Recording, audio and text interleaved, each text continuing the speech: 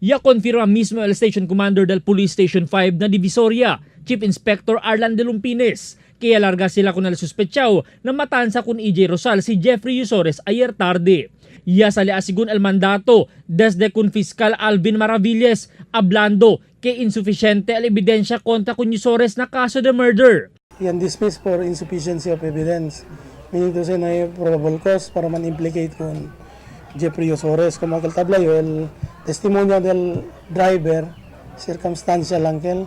So, na si man file kita kaso based on circumstances, dapat yan kita more than 2 circumstances para man implicate con el tal persona o con el sospechado. So, mga kel, uno lang man. So, and then, el resulta del DNA, may pamanastara, may pasal eh.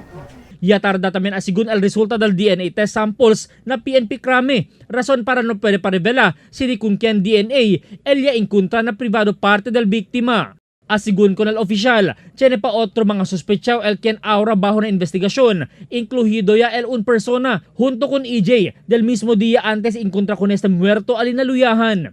Tiyan pa man kita otro mga sospechao. Personal frustration na part ato, tiyan pa kita otro mga sospechao ta investiga con este kaso di Erica Jean Rosal.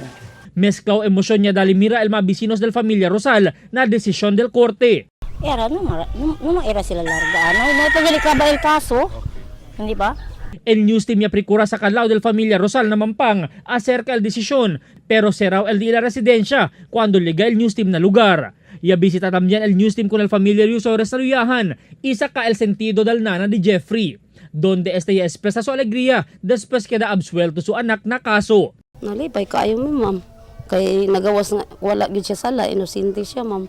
Kay sa amuha tinuod jud ma'am. Kabalo gyud mi kung sinati na mo among anak nga inosente gyud siya ma'am. Ya deja también este mensaje para con el familia del biktima. Sana mahuli yung totoo yung nagpatay sa kanya. Para makakomportable na ba kami? Kay nakalabas na yung anak namin, sana mahuli na yung totoong nagpatay sa anak niya. Yan lang. Albert Luna, Dateline Zamboanga.